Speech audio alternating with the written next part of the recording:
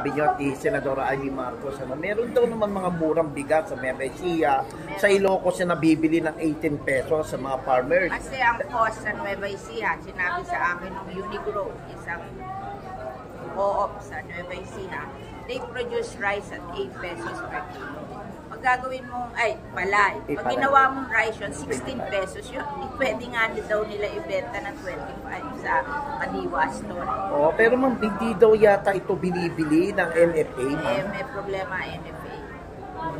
Ma'am, May problema ng NFA.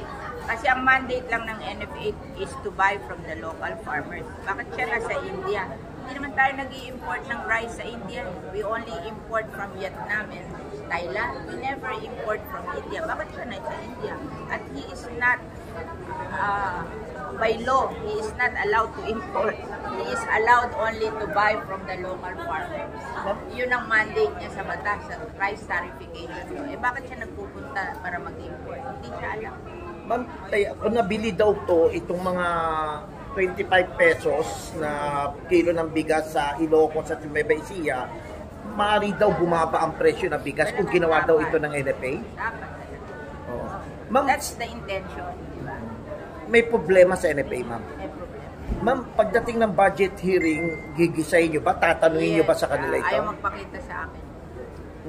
Pero sa budget hearing, ma'am, doon ba? Hindi, wala siyang budget pag hindi siya nagpakita sa budget hearing, di ba?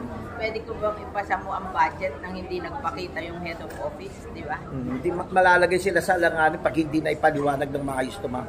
Yeah. Thank you. Ma'am, isa pa po. About po sa reclamation, ma'am, ano pong masasabi niyo? Dapat na